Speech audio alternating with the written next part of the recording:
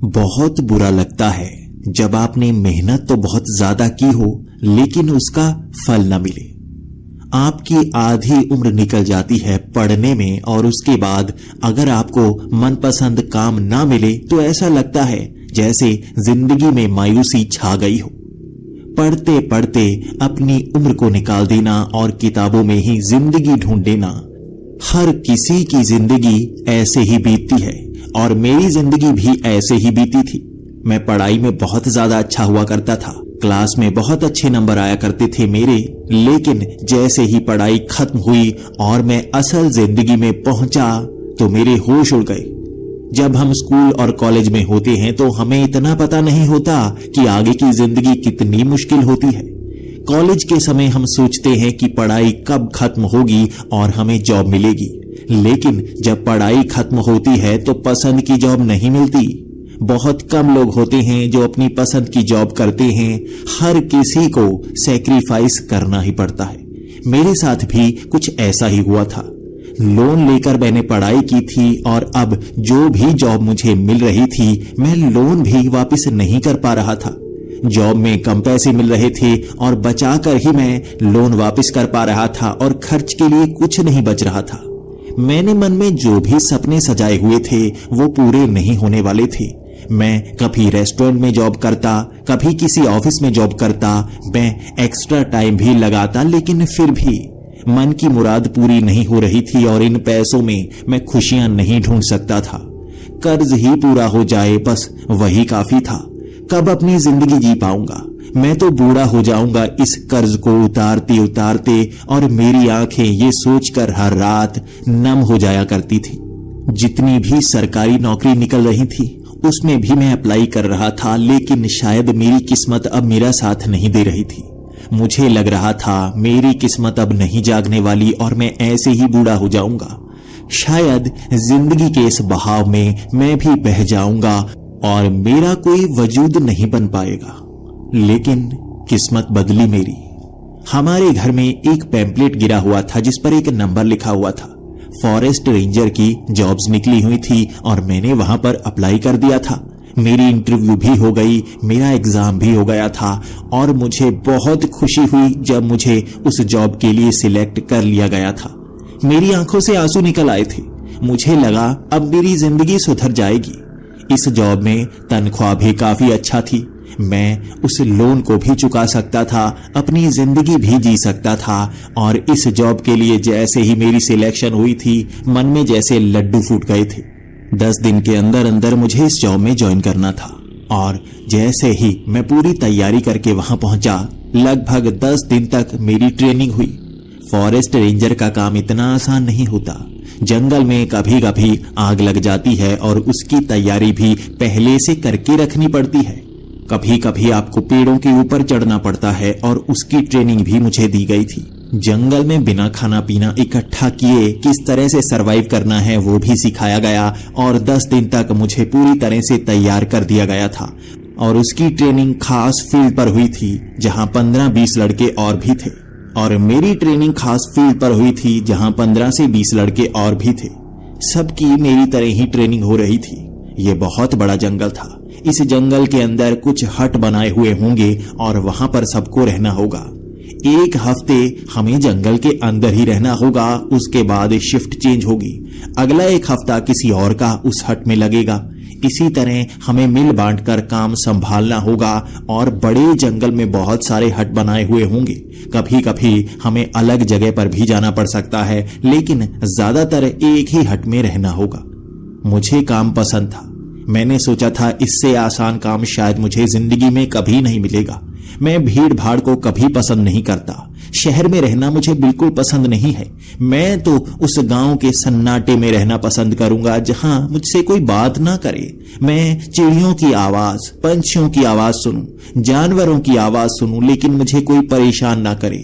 मैं नॉवल पढ़ना बहुत ज्यादा पसंद करता हूं। मैं नॉवल पढ़ूं और पूरा दिन पढ़ता ही रहूं, कोई तंग ही ना करे। और यहां ऐसा ही होने वाला था। कोई मुझे यहां तंग करने के लिए नहीं आएगा क्योंकि मैं जंगल के बिल्कुल बीचों बीच हूं। मुझे अब सबसे पहले उस हेड ऑफिस में रिपोर्ट करना था। वो हेड ऑफिस जंगल के बिल्कुल बाहरी हिस्से में बना हुआ था और आसपास कोई गांव नहीं था। यही तो मुश्किल थी मेरे लिए। मेरे पास कोई गाड़ी नहीं थी। बस के सहारे वहां पहुंचना बहुत मुश्किल भरा था।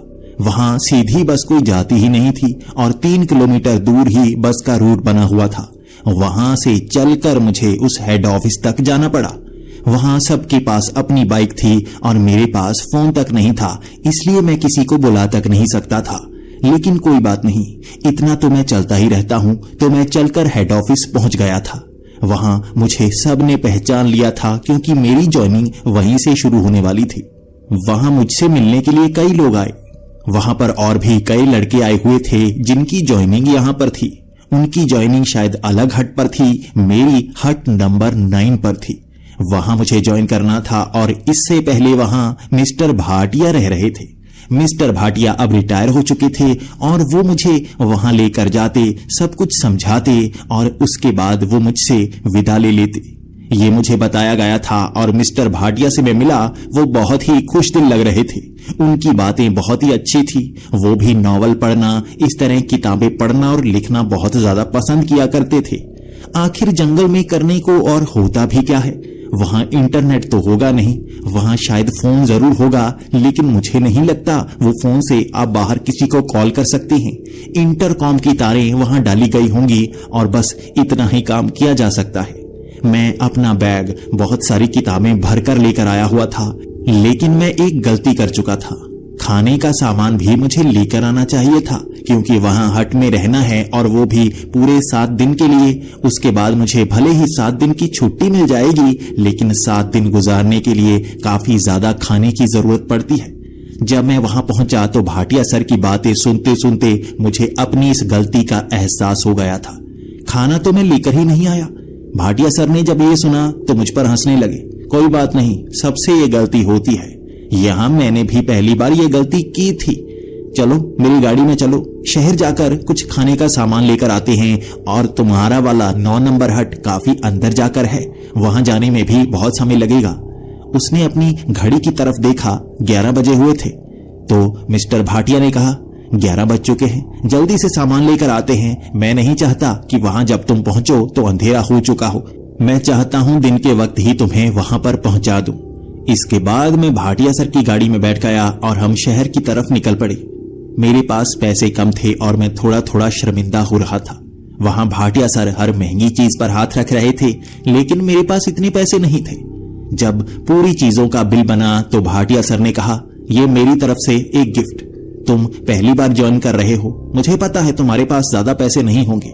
ये एक गिफ्ट समझो और कभी तुम भी मुझे पार्टी कर देना जब पहली या दूसरी तनख्वाह आए। मेरे चेहरे पर मुस्कान आ गई थी। भाटिया सर शायद मुझे समझते थे। वो पूरा सामान उन्होंने उस गाड़ी में रखा।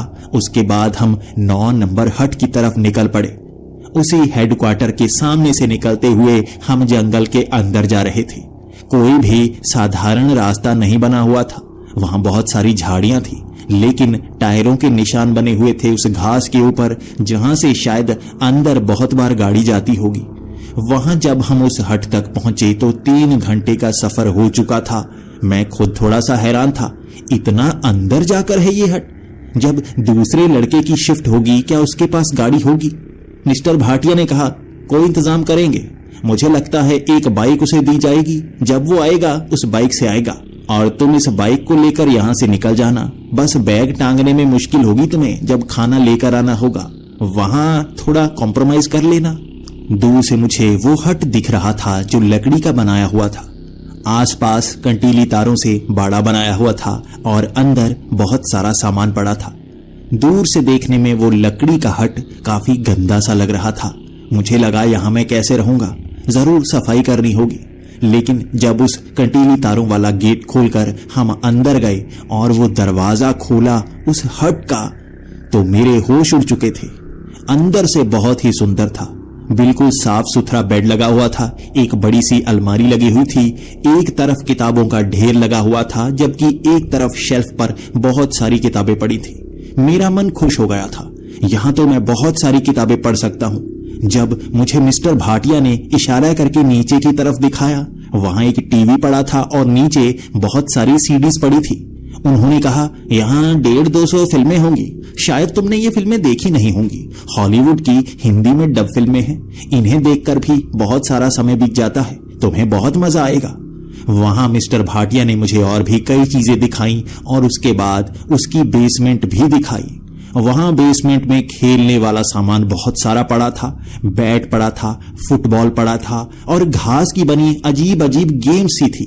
लकड़ी के बने बड़े बड़े फट्टे जिन पर अजीब अजीब आकार उकेरे हुए थे। ऐसा बहुत सारा सामान था और उसे मैं पहचान तक नहीं पा रहा था। मैं कई गेम्स खेलता हूं, लेकिन ये गेम्स मैंने जिंदगी में कभी नहीं देखी थी। आखिर ये क्या है? जब मैंने ये सवाल मिस्टर भाटिया से किया था, पहले तो वो थोड़ा सा मुस्कुराए थे, उसके बाद थोड़ा घबरा भी गए थे। वो मुझसे कुछ कहना तो चाहते थे, लेकिन जैसे उन्होंने वो शब्द अपने मुंह में दबा लिए थे। जब मैंने उस बेसमेंट की एक तरफ देखा तो वहां एक दरवाजा लगा हुआ था। मैंने मिस्टर भाटिया से पूछा, ये दरवाजा यहाँ बेसमेंट में क्यों लगाया गया है? क्या इसके पीछे एक कमरा है? तो मिस्टर भाटिया उस तरफ गए, उस दरवाजे को खोला तो सामने एक सुरंग बनी हुई थी। मैं हैरान और परेशान, आखिर यहाँ पर सुरंग क्यों बनाई गई है? तो मिस्टर भाटिया ने कहा, कई बार जंगल में आग लग जाती है, तुम्हें पता है ये हट भी लकड़ी का बना हुआ है, इसीलिए दूर दूर तक कंटीली तारों से वो बाड़ा बनाया गया है और उसके अंदर कोई भी लकड़ी नहीं रखी गई है, ताकि यहाँ अगर आग लग भी जाए तो इस हट में ना लगे। फिर भी अगर किस्मत खराब हुई और हट में आग लग गई तो बेसमेंट के सहारे, इस सुरंग के सहारे तुम काफी आगे उस तालाब के पास से निकल सकते हो। मैं खुश हो गया था। अच्छा, ऐसा भी होता है? एक पल के लिए मन में डर भी लग रहा था। हाँ, यहाँ आग भी लगती है। मुझे ट्रेनिंग में बताया गया था, अगर आग लगे तो फोन करके जल्दी से बता देना है, इस बात को छिपाकर नहीं रखना है, और अगर आग रात के वक्त लगे तो फोन बिल्कुल नहीं करना है। ये बात मेरी समझ में नहीं आई थी। क्या रात को आग लगी हो फिर कोई परेशानी नहीं होती, अपने आप बुझ जाती है क्या? फोन क्यों नहीं करना? रात की आग खतरनाक नहीं होती? मिस्टर भाटिया ने कहा, नहीं, वो अलग बात है, तुम खुद ही समझ जाओगे, मैं ज्यादा बता नहीं सकता। अब समय काफी हो गया था और मिस्टर भाटिया ने कहा, मेरे जाने का समय हो गया है, अब तुम्हें ये हट संभालना है। मैं यहाँ दोबारा शायद कभी ना आऊं और तुमसे भी शायद कभी ना मिल पाऊं, तो इस हट के नियम पढ़ लेना। ऊपर मैनुअल्स पड़े हैं, किताबें पड़ी हैं, उसमें सारी जानकारी है, उस जानकारी को एक बार पढ़ जरूर लेना, मैंने खास तौर पर तुम्हारे लिए लिख कर रखी हुई है। इसके बाद मिस्टर भाटिया ने जल्दबाजी दिखानी शुरू कर दी, क्योंकि शाम का वक्त हो रहा था और यहाँ सूरज काफी जल्दी डूब जाता है। यहाँ पर धुंध सी बढ़ने लगती है और ये शायद गर्म हवा के ऊपर उठने के कारण हो रहा था। मिस्टर भाटिया ने कहा, अंधेरा जल्दी हो जाएगा, मैं निकलता हूँ। वो अपनी गाड़ी लेके जैसे ही बाहर की तरफ निकले थे, उन्होंने कहा, ये बड़ा सा गेट लगा लो, ये कंटीली तारों को खींचकर ज्यादा तेजी से तनाव बना दो, यहाँ जो भी करना इसके अंदर ही करना और कभी बाहर मत निकलना। ये कहते हुए उन्होंने गाड़ी तेज की और बड़ी जल्दी वहां से दूर चले गए। अब वो मुझे दिख नहीं रहे थे और गेट के मैं जल्दी से अंदर आ गया और उस हट के अंदर मैंने दरवाजे को कुंडी लगा ली। मैं बेड पर बैठा हुआ था और एक तरफ मैंने टीवी लगा लिया। नीचे एक एक करके पहले मैं वो सीडी चेक कर रहा था। सभी ऐसी फिल्में थीं जो मैंने नहीं देखी हुई थी और मैंने सोचा कौन सी फिल्म देखूं। वहां रोमांटिक मूवीज भी थीं, इसी के साथ हॉरर मूवीज भी थीं। पहले तो मैंने सोचा आज कोई हॉरर मूवी देखता हूं। घर में मुझे हॉरर मूवी देखना बहुत ज्यादा पसंद है, लेकिन जंगल में जब अजीब अजीब आवाजें आसपास से आती हैं तो आपको ज्यादा डर लगता है। हॉरर मूवी देखने की मेरी हिम्मत ही नहीं हुई। मैंने सोचा कोई और चीज देखता हूं। वहां टॉम एंड जेरी के कार्टून थे। मैंने वो सीडी लगा ली, आवाज थोड़ी मध्यम कर दी, उसके बाद आसपास झांकने लगा। मैंने सोचा उन किताबों को भी पढ़कर देखता हूं क्या कोई काम की किताब मिलती है, कोई नॉवल मिलती है, कोई कहानी मिलती है। यहाँ एक हफ्ता ऐसे ही गुजारना है। आज रविवार है और अगले रविवार की सुबह कोई नया लड़का यहाँ पर आएगा, उसे भी तो बताना है एक हफ्ते मैंने क्या क्या किया है। वहां एक एक करके मैं उन किताबों को छांट रहा था। बहुत सारी नॉवेल थी और पास में उस अलमारी के अंदर भी किताबें ही भरी पड़ी थी। लगता है मिस्टर भाटिया बहुत ज्यादा किताबें पढ़ते थे। बहुत सारी किताबें ऐसी थीं जो मैंने जिंदगी में कभी नहीं देखी थी, तो मजा तो बहुत आने वाला था आने वाले दिनों में। इसके बाद सामने पड़ी वो मैनुअल की किताब मेरे हाथ लगी। इसे पढ़कर देखता हूँ क्या बताया गया है। जैसे ही मैंने उसके पन्ने पढ़ने शुरू किए, उसमें नॉर्मल चीजें ही बताई गई थी कि जंगल में क्या क्या होता है, जानवरों से कैसे बचना है, यहाँ पर कैसे रहना है, फॉरेस्ट रेंजर की जॉब में क्या क्या होता है। ये चीजें मुझे पहली ट्रेनिंग में भी बता दी गई थी, तो मैंने सोचा इस किताब को पढ़ने में और क्या फायदा होगा। लेकिन 4-5 पन्ने ही प्रिंटेड थे, उसके बाद तो सब कुछ हाथ से लिखा गया था और सबसे पहले मिस्टर भाटिया के साइन थे, तो ये उन्होंने लिखा था और मेरे लिए लिखा होगा। नीचे स्पेशल तौर पर लिखा हुआ था टू नेक्स्ट फॉरेस्ट रेंजर, तो ये मेरे लिए ही था। मैं उन शब्दों को पढ़कर समझने की कोशिश करने लगा।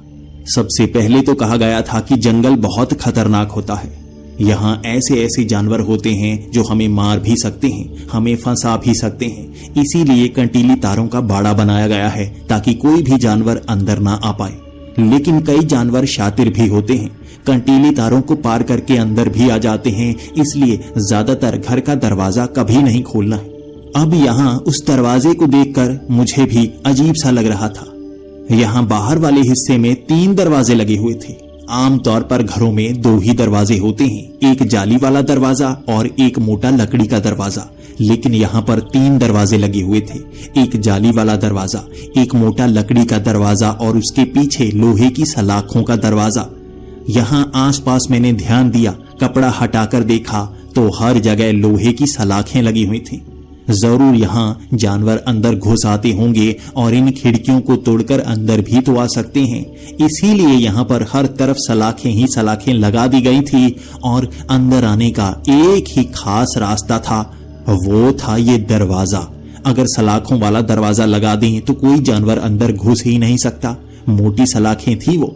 इसके बाद मैं उस किताब को पढ़ने लगा और उसमें कहा गया था कि यहाँ अंदर आने के 2 रास्ते हैं जो सबसे खास है, एक दरवाजे का रास्ता, एक चिमनी का रास्ता। इस तरफ मैंने जैसे ही ध्यान दिया चिमनी पर, मेरी हंसी निकल गई। 2 रास्ते? ये कैसे 2 रास्ते? भाई चिमनी के रास्ते कौन सा जानवर अंदर आ सकता है? नीचे मैं आग जलाकर रखूंगा तो कोई जानवर नीचे नहीं आ सकता। मैं हंसी में ये सोचने लगा था, क्या यहाँ सच में कोई मजाक चल रहा है? उसके बाद मैं आगे वाले पन्नों को पढ़ने लगा और उसमें और भी अजीब सी जानकारी दी गई थी। इसमें सुरक्षा के नियम बताए गए थे। सुरक्षा के नियम यानी कि रात के 10 बजे से सुबह के 4 बजे तक कभी बाहर नहीं निकलना है। भले ही बाहर आग लग जाए या कोई बम फट जाए या कई लोग चिल्ला रहे हों, मदद मांग रहे हों, कुछ भी हो जाए, इस हट से रात के 10 बजे से सुबह 4 बजे तक बाहर नहीं निकलना है। यहाँ कई जानवर दिन के वक्त नजर आएंगे, लेकिन रात को 10 बजे से सुबह 4 बजे तक अजीब से जानवर दिखेंगे। ऐसा मन करेगा बाहर जाकर देखकर आऊं, कभी बाहर नहीं निकलना है। खाना भी अंदर ही रखना है और रात के वक्त चिमनी के ऊपर वो लोहे की सलाखें लगी हुई हैं, उस पर हमेशा ताला लगाकर रखना है। ताला क्यों लगाकर रखना है, मैं फिर से सोचने लगा था। चिमनी में अगर आग लगी हो तो कौन सा जानवर अंदर आ सकता है? मैंने इस समय सामने उस चिमनी को देखा जिस पर ताला लगा हुआ था और उसकी चाबी मेरे हाथ में थी। इसके बाद मैं आगे के नियमों को पढ़ने लगा। इसमें बताया गया था कि दिन के वक्त अगर खास कारण हो तभी बाहर निकलना है, उसके सिवा अंदर ही रहना है और रात को तो कभी बाहर नहीं निकलना है। 7 दिन की शिफ्ट है और यहाँ से बाहर जब निकलना है जल्दी से जल्दी जंगल के बाहर चले जाना है और ये काम दिन के वक्त ही होना चाहिए। इसके बाद अगला नियम था कि यहाँ किसी भी जानवर को नहीं मारना है, भले ही छोटा जानवर हो, भले ही बड़ा जानवर हो, उसे कभी नहीं मारना है। और जो भी नॉनवेज खाना चाहता है वो बाहर से नॉनवेज ला सकता है। यहाँ किसी जानवर को मारने का मतलब बहुत बड़ा जुर्म है। इसके बाद आखिरी नियम बताया गया था कि नीचे वाली सुरंग का इस्तेमाल उस समय करना है जब कोई रास्ता ना बचा हो। जब किसी तरफ से भागने का रास्ता ना हो तो उस सुरंग के रास्ते भागना है और बड़ी तेजी से भागना है और यहाँ से दूर निकल जाना है। जब भी उस जंगल में पहुंचना है तो कोशिश करनी है जंगल से बाहर निकल जाना है, यहाँ बहुत ज्यादा खतरा होता है। ये सारे नियम थे। इसके बाद जंगल के जानवरों की जानकारी दी गई थी। मुझे लगा ये पढ़ने में कोई फायदा नहीं है, मुझे पहले से ही पता है कौन सा जानवर किस तरह की हरकत करता है। जो बड़े जानवर होते हैं, जो शिकार करते हैं, उनसे सबसे ज्यादा खतरा होता है, इसीलिए तो बाड़ा लगाया गया है। मैंने उस किताब को बंद कर दिया था और उसे पढ़ना सही नहीं समझा।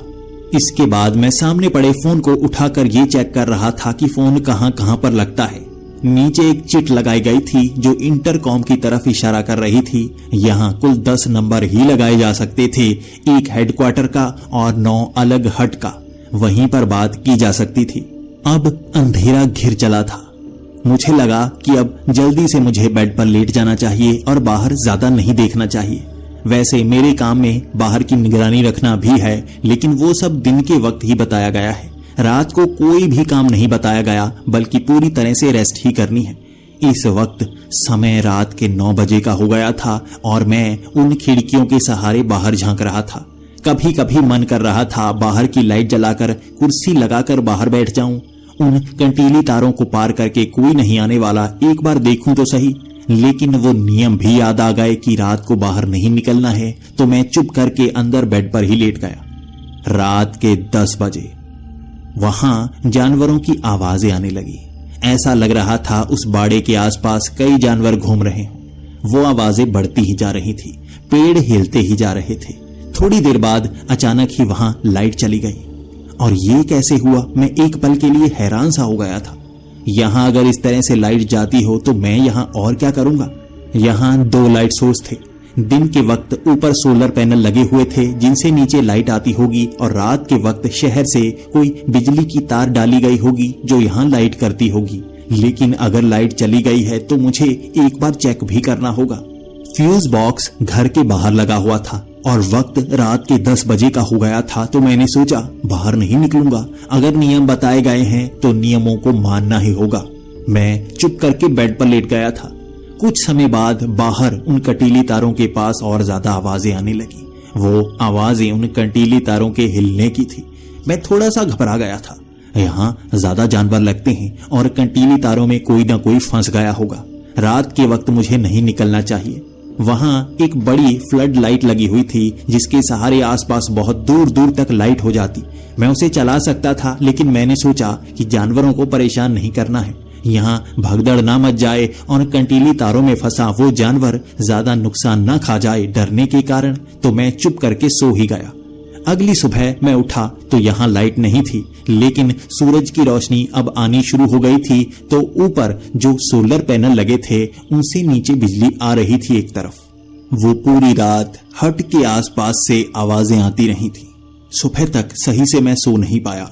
लेकिन अगर आपके सर पर नींद ज्यादा चढ़ जाए तो भले ही जितनी भी आवाजें आ रही हों, नींद आ ही जाती है। उस रात में वो टूटी फूटी नींद ही ले सका था और अगली सुबह जब मैं उठा लाइट अब भी आई नहीं हुई थी। सबसे पहले तो मैं बाहर गया और फ्यूज बॉक्स को देखने लगा।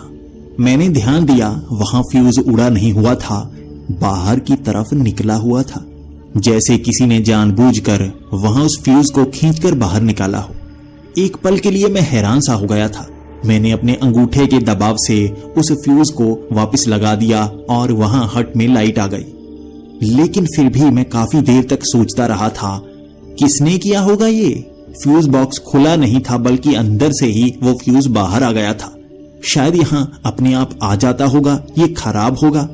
मैं इस तरह के विचार मन में ला रहा था और तभी ख्याल आया, वो कंटीली तार के पास कोई जानवर फंसा होगा जो बार बार आवाजें कर रहा था।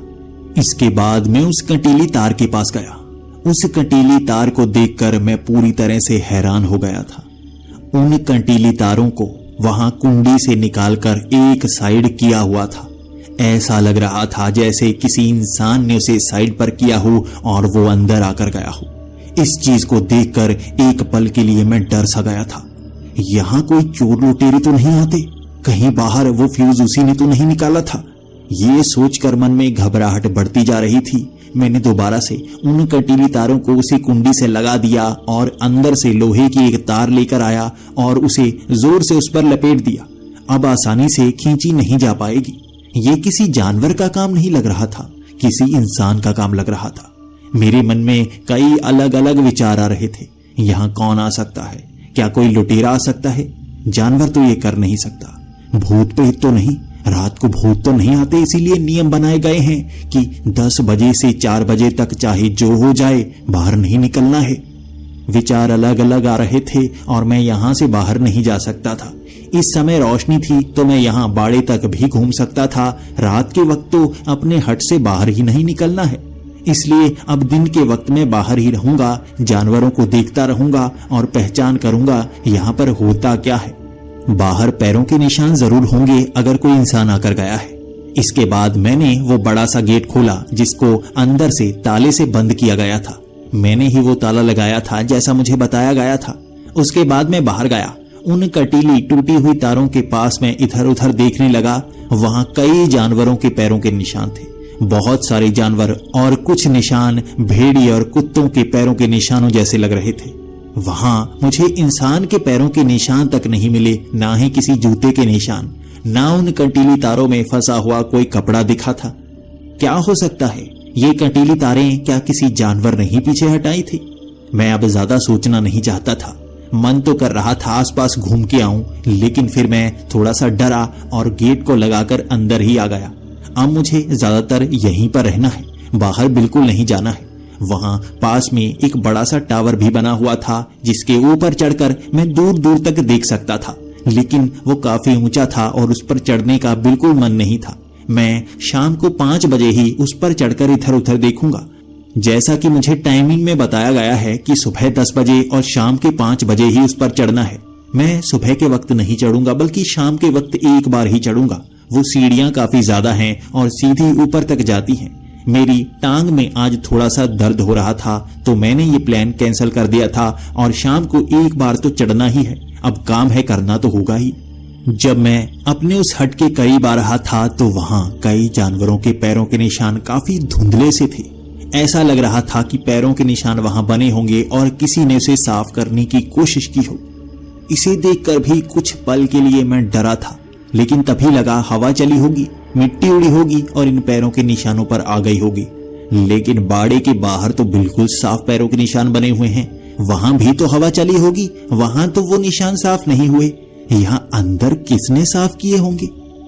कई ख्याल आए मन में, लेकिन मैं हट के अंदर चला गया और एक फिल्म देखने लगा।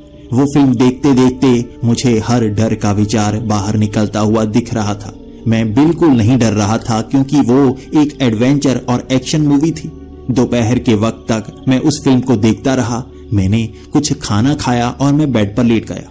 आमतौर पर मुझे दोपहर को सोने की आदत है और अगर मैं आज दोपहर सो जाऊंगा तो रात को जो कम नींद आई थी उसकी भरपाई भी हो जाएगी। दोपहर को तो मैं सो गया, लेकिन मेरी नींद खुली शाम को 6 बजे। जैसे ही मेरी नींद खुली थी और मैंने घड़ी देखी तो मैं काफी ज्यादा हैरान सा हो गया था। इतनी लंबी नींद? अरे यार, 5 बजे तो उस टावर पर चढ़कर भी देखना है। दूर दूर तक कुछ खराब नजर तो नहीं आ रहा। मैं भागता हुआ बाहर गया, टावर पर चढ़ा और उसके बाद मैं इधर उधर देखने लगा। दूर दूर से मुझे थोड़ा थोड़ा उठता हुआ धुआं दिख रहा था। वो ज्यादा आग की तरफ इशारा तो नहीं कर रहा था, लेकिन फिर भी ऐसा लग रहा था जैसे किसी ने आग लगाई हो और वहां छोटी जगह पर ही लगाई हो। ऐसा लग रहा था लकड़ियां जलाकर कोई वहां पर बैठा हो सकता है, लेकिन ये धुआं सफेद रंग का था और बहुत कम था। शायद रात को किसी ने आग लगाई होगी और इस समय तक इस तरह से थोड़ा सा धुआं ही उठ रहा है। कौन हो सकता है? मैं ज्यादा सोचना नहीं चाहता था और मैं नीचे आया। उसके बाद मैंने हेडक्वार्टर फोन लगा दिया। फोन लगाकर मैंने यही बताया कि मुझे वहां से धुआं नजर आया है। मुझे पूछा गया कि क्या वो बहुत ज्यादा बड़ी आग है या वहां आसपास पेड़ भी जले हुए हैं। मैंने कहा नहीं, कोई पेड़ नहीं जला। ऐसा लग रहा है 2-3 जगह पर कोई हो सकता है जिसने लकड़ियों पर आग लगाई हो। वो सफेद रंग का धुआं था। मुझे बताया गया ज्यादा बड़ी परेशानी नहीं है, बस इस बात को भूल जाओ। ये कहकर फोन काट दिया गया और अब मैं और ज्यादा हैरान था। जंगल में हमारी ड्यूटी होती है कोई गड़बड़ हो जाए उसे संभालने की, और ऐसी आग अगर कोई लगा रहा है तो पूरे जंगल में आग बढ़ सकती है। फिर भी इसे साधारण बात कहकर फोन क्यों काटा गया, ये मेरे लिए हैरानी की बात थी। इसके बाद मैं किताबें पढ़ने लगा। वहां बहुत सारी नॉवेल थी और एक पसंदीदा नॉवेल मैंने निकाल ली। उससे पहले मैंने वो नॉवेल आधी पढ़ी हुई थी और यहाँ वो आधी पढ़ने में बहुत मजा आने वाला था, लेकिन इसमें समय बहुत लगता है और मैंने सोचा हुआ था ये आधी नॉवेल आज रात तक जरूर पढ़ लेनी है। मैं वो नॉवेल पढ़ता रहा और रात के 10 कब बज गए मुझे पता ही नहीं चला। मैंने तो खाना तक नहीं खाया था। इसके बाद मैं किचन के पास गया और वो जो भी खाना रखा हुआ था मैं उसे गर्म करके खाने लगा। 10 बजे ही वो बाहर से आवाजें आना शुरू हो गई थी। पहले तो आसपास के पेड़ों के हिलने की आवाजें, उसके बाद जानवरों के चीखने की आवाजें। कभी कभी ऐसा लग रहा था जैसे कुछ जानवर आपस में लड़ रहे हों। मैंने अब सोच लिया था मुझे वो फ्लड लाइट जला लेनी चाहिए और बाहर झांक कर देखना चाहिए आखिर ये जानवर यहाँ पर इकट्ठा होकर करने क्या लगते हैं। मैंने जैसे ही वो फ्लड लाइट जलाई मैं खिड़की के पास आया और मैंने देखा बाहर कोई जानवर नहीं था। दूर दूर तक कोई जानवर नजर आ ही नहीं रहा था। ऐसा लग रहा था जैसे वो जानवर फ्लड लाइट को देखकर वहां से भाग गए। उसके बाद मैं पीछे आया और वो फ्लड लाइट बंद कर दी और दोबारा अपना खाना खाने लगा। 2 मिनट की शांति थी। उसके बाद वो जानवर फिर से लड़ने लगे। वो तारों के हिलने की आवाज और 10 मिनट बाद लाइट चली गई। ये मेरे लिए एक डरावना सा एहसास था। वो लाइट जाने से पहले बाहर उस दरवाजे पर थोड़ी हिलने की आवाज हुई थी। कोई था जो शायद अंदर आया था और उसने फ्यूज को हिलाया था। लेकिन नियमों के अनुसार मुझे इस हट से बाहर नहीं निकलना है। लेकिन वो क्या चीज है जो अंदर आ जाती है और फ्यूज को बाहर निकाल देती है। मैं अब खिड़कियों के सहारे इधर उधर झांकी जा रहा था। मैं फ्लड लाइट नहीं चला सकता था तो मेरे पास जो छोटी सी टॉर्च थी, खिड़की के सहारे मैं वो टॉर्च इधर उधर मारता रहा, देखता रहा बाहर कौन से जानवर हैं, लेकिन कोई जानवर दिख नहीं रहा था। जिस तरफ से आवाज आती मैं उस खिड़की पर जाता, टॉर्च मारता, देखने की कोशिश करता कौन सा जानवर है, लेकिन मेरे वहां पहुंचते ही वो जानवर जैसे गायब से हो जाते, वहां से भाग जाते। टॉर्च जलने से पहले ये हो जाता और दूसरे तरफ से आवाज आना शुरू हो जाती, जैसे वो जानते हो मैं किस तरफ भाग कर गया हूं। मैंने अपनी वो चप्पल उतार दी थी क्योंकि नीचे फर्श लकड़ी का था और जब मैं उस पर चलता था तो आवाज हो रही थी। अब मैं मध्यम मध्यम पैरों की आवाज डालता हुआ दूसरी खिड़की पर गया जहां से उन जानवरों की आवाजें आ रही थी। मैं बड़ी शांति से वहां तक पहुंचा था और छोटा सा पर्दा एक तरफ हटाया था। उसके बाद दूसरी तरफ से जानवरों की आवाजें आने लगी। अब मैं जान गया था यहाँ कुछ तो गड़बड़ है। ये जानवर या तो बहुत ज्यादा समझदार हैं या कोई और चीज है जो यहाँ पर आवाज कर रही है। टॉर्च मैंने जैसे ही उस तरफ बंद की थी, धीरे धीरे मैं चलकर इधर आया। भले ही मैंने आवाज नहीं की, लेकिन उन्हें पता लग गया टॉर्च बंद हुई है, अब दूसरी जगह से ये टॉर्च जलेगी। अब मैंने एक तरकीब लगाई। मैं पीछे गया और दूसरी टॉर्च भी उठा ली।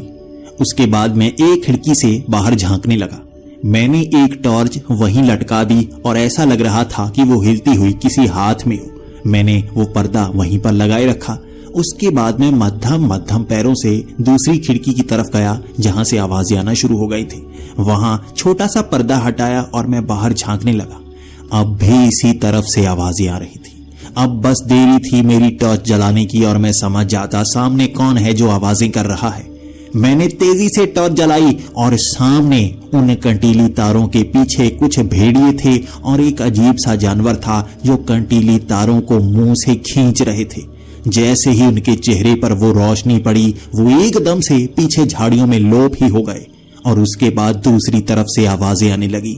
लेकिन कुछ समय दूसरी तरफ से आवाजें आईं और वहां से भी आवाजें आना बंद।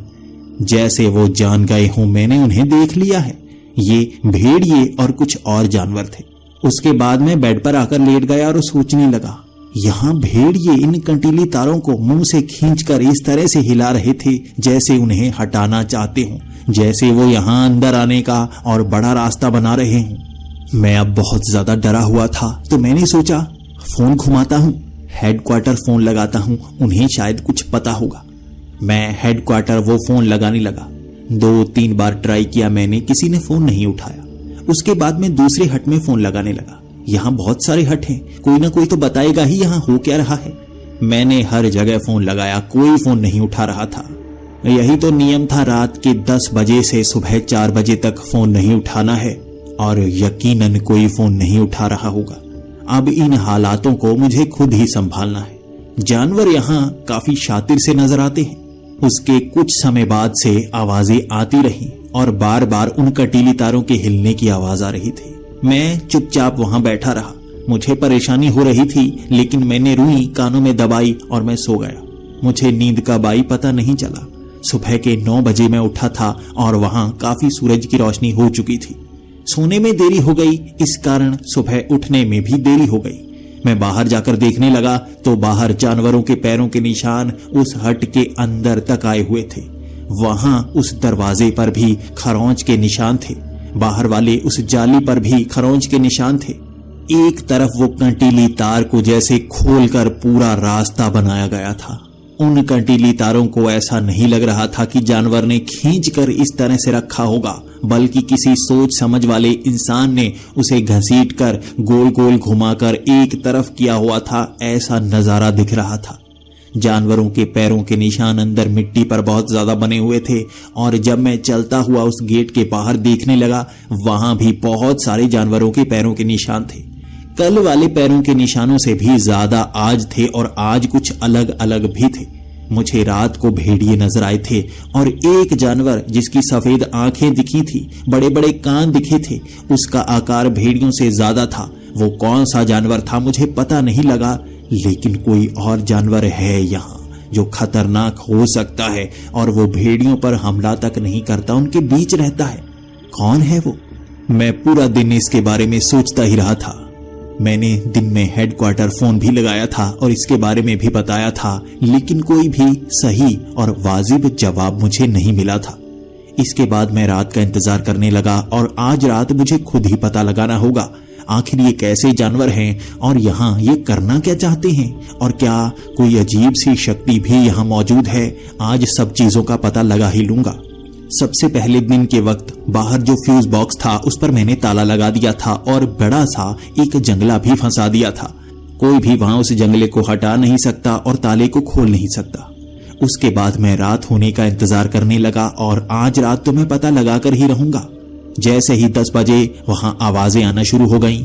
मैं कभी इधर से टॉर्च मारता, कभी उधर से टॉर्च मारता। उसके बाद मैं बेड पर आकर बैठ गया। मैं इंतजार कर रहा था कब वो बाहर जंगले को हिलाने की कोशिश करेगा और जब उसे पता चलेगा कि ताला लगा हुआ है वो फ्यूज को हटा नहीं पाएगा। उसके कुछ समय बाद उस जंगले के हिलने की आवाजें आने लगी। अब मैंने सोचा हुआ था बाहर देखकर रहूंगा, लेकिन बाहर जाऊंगा नहीं। उसके बाद मैंने चिमनी के नीचे आग जलाई हुई थी। वो आग थोड़ी सी थी जिस कारण मैंने वो जंगला भी हटाया हुआ था। नियमों के अनुसार चिमनी का वो जंगला हटाना नहीं चाहिए, लेकिन वहां तो मैंने आग जला रखी थी। थोड़ी रात को ठंड हो जाती है। 2-3 दिनों से मैं परेशान हो रहा था और आज सोचा थोड़ी सी आग जला ही लेता हूँ, इसलिए मैंने आग जलाई हुई थी और अब मैं बाहर भी देख रहा था। अचानक मैंने फ्लड लाइट जला दी और वहां खिड़की से जब मैंने देखा बहुत सारे जानवर उन कंटीली तारों को पार करके अंदर आए हुए थे और इस तरह से खिड़की की तरफ देखे जा रहे थे। हर जानवर मेरी तरफ ही देख रहा था, जैसे उसे पता हो मैं किस खिड़की से देख रहा हूं। धीरे धीरे उनकी चाल भी ऐसा लग रही थी जैसे कोई साधारण जानवर नहीं चल रहा, कोई समझदार जानवर चल रहा है। धीरे धीरे वो चलने लगे और एक दूसरे के पास आने लगे। वो कई जानवर ऐसे थे जो इकट्ठे कोई देख ही नहीं सकता। वहां मैंने एक बाघ देखा था। वो बाघ 2 हिरणों के साथ था। 2 हिरण उसके दोनों तरफ थे। ऐसा कैसे हो सकता है? शिकार और शिकारी एक साथ कैसे रह सकते हैं? उसके बाद मैंने भाग कर आते हुए 2 बंदर देखे जो खिड़की के बिल्कुल पास आ गए थे। उन्होंने कांच पर 2 बार हाथ मारा। कांच वो तोड़ना नहीं चाहते थे, लेकिन जब उन्होंने अंदर वो जलती हुई चिमनी में आग देखी और खुला हुआ जंगला देखा, वो जैसे छलांग लगाकर पीछे चले गए और पीछे 2 हाथी खड़े थे और उनके पास और भी कई छोटे छोटे जानवर थे जो हाथियों पर चढ़े हुए थे। बंदरों ने कुछ जैसे सबको बताया और सब तितर बितर होने लगे, इधर उधर भागने लगे। मुझे हैरानी हो रही थी मैं किस पर नजर रखूं। वो इस तरह से बाहर भाग रहे थे जैसे मेरा ध्यान भटका रहे हूं। वो सच में ध्यान ही भटका रहे थे। मुझे पता नहीं चला कब उस चिमनी के सहारे नीचे एक बंदर आ गया। वो जैसे आग में ही कूदा था। उसकी पीठ थोड़ी सी जली थी और उसके बाद वो घर के अंदर वो मुझ पर हमला करने की कोशिश कर रहा था। एक बंदर मुझ पर हमला करने की कोशिश करता रहा। मैं भागकर किचन की तरफ गया। वो जैसे अब भी यहीं था। मैंने देखा वो मेरे पीछे नहीं आया। अभी वो बेडरूम में क्या कर रहा होगा। तभी वो आवाज आई।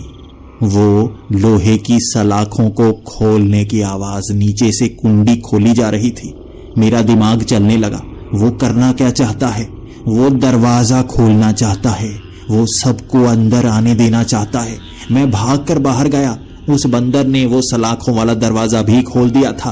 वो दूसरा लकड़ी का दरवाजा भी खोल दिया था। सामने से भेड़ियों की आंखें दिख रही थीं और मैं भागता हुआ बेसमेंट में चला गया। मैंने वहां कुंडी लगा दी थी, लेकिन ऊपर वाला दरवाजा जो उस बेसमेंट का था बड़ी तेजी से हिलाया जा रहा था। वो जानवर उस दरवाजे को हिला हिला कर जैसे तोड़ना चाहते थे। वो आवाज इतनी तेज आ रही थी जैसे कई जानवर उस दरवाजे को तोड़ने की कोशिश कर रहे हों और मुझे यहां से जल्दी से निकलना होगा। मैं नीचे सुरंग के रास्ते से बाहर की तरफ भागना शुरू हो गया था।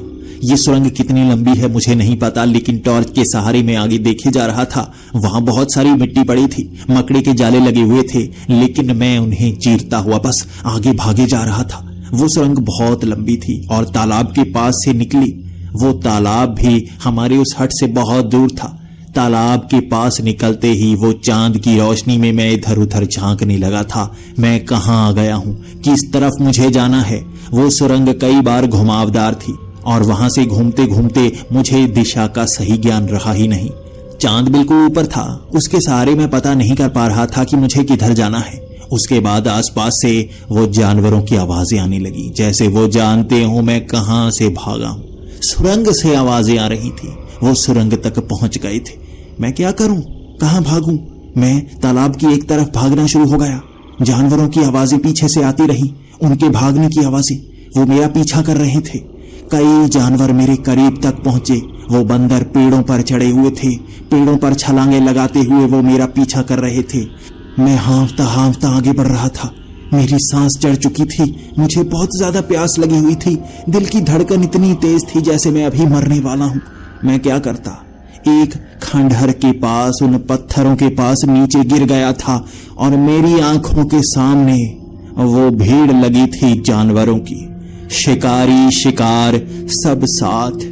ऐसा लग रहा था इस जंगल में हर जानवर बस मेरा ही दुश्मन हो। वहां भेड़िए, शेर, बंदर, हिरण और भी कई जानवर देखे जो एक साथ बस मुझे घूरे जा रहे थे। वो टॉर्च की रोशनी में एक एक जानवर पर मार रहा था। अभी वो मेरे चिथड़े चिथड़े कर देते और मैं क्या करता? वहां बैठे मैं बस अपने मरने का इंतजार किए जा रहा था।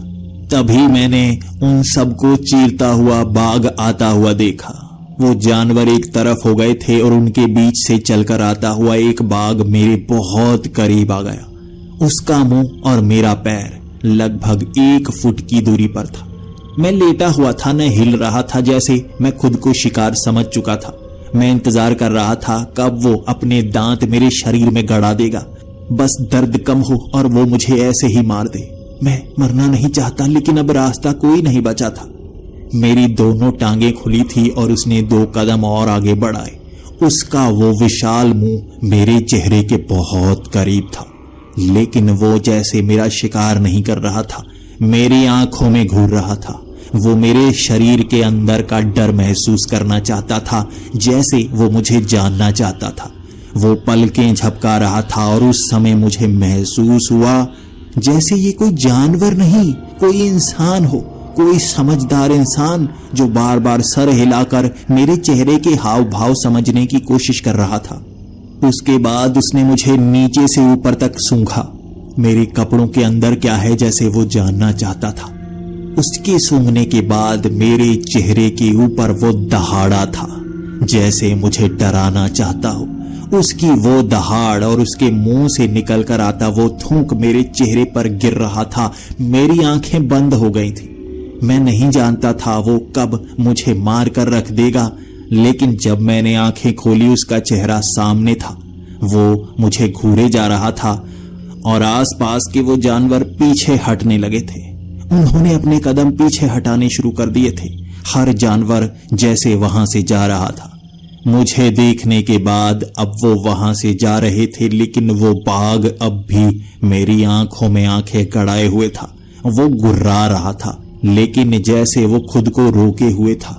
बस वो मुझे मारने से 1 सेकंड की दूरी पर था और उसके बाद वो भी पीछे हटने लगा।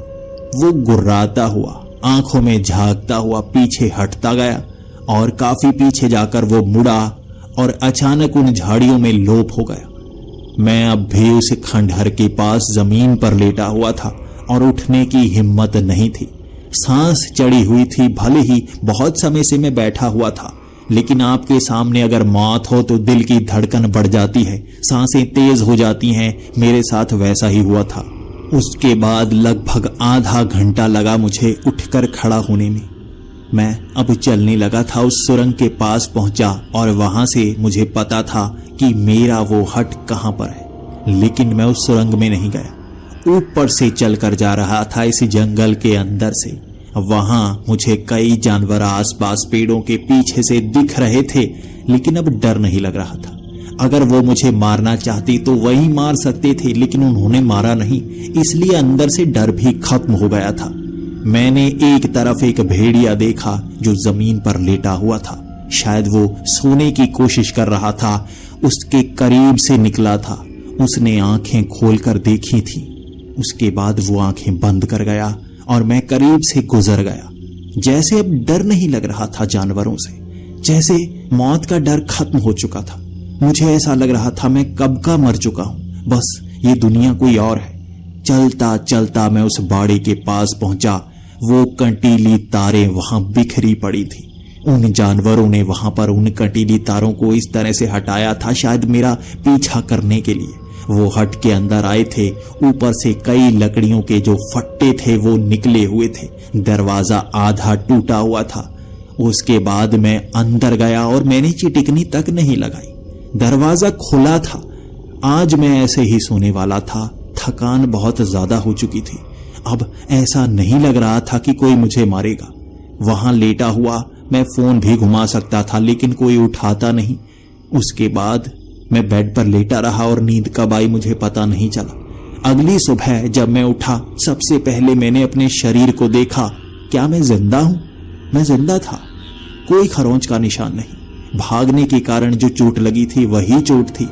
उनमें से किसी जानवर ने मुझे नुकसान नहीं पहुंचाया था। सुबह 9 बजे मैंने फोन घुमाया हेडक्वार्टर और कहा यहां जानवर हमला करने की कोशिश कर रहे थे। यहां जानवरों ने मुझे नुकसान पहुंचाने की कोशिश की और वहां से कोई वाजिब जवाब नहीं मिला मुझे। उसके बाद मैं क्या करता? बस कुछ दिन और गुजारने थे। मैं गुजारता गया और अब मैं इस कमरे की कुंडी नहीं लगाता था। उन कंटीली तारों को भी मैं नहीं लगा रहा था, लेकिन ये रविवार का दिन था। सुबह के वक्त यहां ड्यूटी करने वाला दूसरा लड़का आने वाला था और मुझे लगा उसे बताना होगा। मैं उन कंटीली तारों को बिछा चुका था। जैसे सब कुछ पहले था वैसा बना चुका था। हर पैरों के निशान को हटा चुका था और सुबह 9 बजे वो लड़का अकेला नहीं आया था। मिस्टर भाटिया उसके साथ ही थे। मिस्टर भाटिया मेरे करीब आए और मुस्कुराते हुए कहने लगे, कैसा निकला हफ्ता? अच्छा रहा ना? नौकरी पसंद आई ना? उनकी मुस्कान बता रही थी वो जानते हैं मेरे साथ क्या हुआ है। लेकिन वो लड़का पूछने की कोशिश कर रहा था। हैरान और परेशान सा था। मैं जैसे ही उसे बताने के लिए आगे की तरफ बढ़ा, मिस्टर भाटिया ने मेरा हाथ पकड़ लिया और सर हिला दिया। ये यहाँ काम खुद ही जान लेगा, बताने की जरूरत नहीं है। अगर ये लायक होगा तो काम कर लेगा। ये कहते हुए उन्होंने मुझे अपनी गाड़ी में बिठाया और कहा, आओ बाहर छोड़ देता हूं। मैं मिस्टर भाटिया के साथ उस गाड़ी में था। कुछ समय तक मैं भी चुप और वो भी चुप। उसके बाद मैंने ही बोला, मेरे साथ कुछ हुआ, मैं बता नहीं सकता। ये जानवर बस मेरे करीब थे। ये इतने समझदार हैं कि मुझे इन्होंने ऐसे फंसाया मैं बच नहीं सकता था। फिर भी इन्होंने मुझे जिंदा छोड़ दिया। मैं नहीं जानता मुझे जिंदा क्यों छोड़ा और ये कैसे जानवर हैं, कैसा जंगल है ये। मेरे पास बहुत सारे सवाल हैं, क्या आप जवाब दे सकते हैं? मिस्टर भाटिया ने मुस्कुराते हुए कहा, हाँ दे सकता हूं। 35 साल तक मैं इस जंगल में था। इस जंगल में मैं रहा। यहां सिर्फ मेरा हट हुआ करता था। पहले पूरे जंगल को मैं ही देखा करता था। अभी यहाँ इतने ज्यादा हट बनाए गए हैं क्योंकि कहा जा रहा है जंगल को ज्यादा ध्यान से देखना है। यहाँ ज्यादा लोग गायब हो रहे हैं, अजीब घटनाएं हो रही हैं। मैं तो जानता ही हूं ना क्या हो रहा है। मैंने कहा, तो बताइए, मुझे जवाब चाहिए, नहीं तो मैं ये काम नहीं कर पाऊंगा। मैं यहां से छोड़कर जाने के बारे में सोच रहा था। मुझे बस जवाब चाहिए ताकि मैं जान पाऊं कि हो क्या रहा है। मिस्टर भाटिया ने बताना शुरू किया, ये जंगल हमेशा से ऐसा ही है। ये दिन के वक्त साधारण जंगल लगता है, ये जानवर भी खतरनाक लगते हैं, और रात को ये जंगल भयानक हो जाता है और ये जानवर समझदार, जैसे कोई शक्ति है जो इनके अंदर समाती होगी या इनका असली रूप बाहर लाती होगी। रात के वक्त ये साधारण जानवर नहीं बल्कि समझदार इंसान बन जाते हैं। यहाँ जंगल में जो भी शिकार करने आता है या कुछ बुरा करने आता है, ये मिलकर उन्हें मार देते हैं, कोई नहीं बचता। तुम्हारे भी ये पास आए होंगे और अगर जिंदा छोड़ दिया है तो ये नौकरी मत छोड़ना। अब तुम्हारे साथ कुछ बुरा नहीं होने वाला और वो नियमों को भी तुम पार कर चुके हो। नए नियम तुम बनाना। ये जंगल ऐसा ही है, साधारण नहीं है, और इसीलिए मैं 35 साल तक इन जानवरों के बीच रहा। तुम्हारे लिए ये स्पेशल बाड़ा लगाया गया था और बाकी हट में भी ऐसा किया गया ताकि इन जानवरों से बचा जा सके। अगर इन्होंने तुम्हें अपना लिया है तो समझ लो तुम यहाँ काम कर सकते हो बिना किसी परेशानी के। तुम्हें यहाँ ज्यादा सुरक्षित महसूस होगा। उसके बाद मिस्टर भाटिया ने मुझे सड़क तक छोड़ दिया था। वहां बस के सहारे मैं अपने शहर तक जाने वाला था और शहर में 1 हफ्ता रहने वाला था। शहर में मैं 1 हफ्ता रहा और सोचता रहा क्या मुझे वापस जाना चाहिए या नहीं। मेरी आंखों के सामने जो नजारा आया था उस पर मैं यकीन नहीं कर सकता था, लेकिन मन कह रहा था वापस तो जाना होगा, पूरा सच तो जानना ही होगा। मैं अगले रविवार सुबह 9 बजे ही वहां पर पहुंच गया और उतरा हुआ चेहरा उस लड़के का देख मैं पहचान गया था। पीछे से आते हुए मिस्टर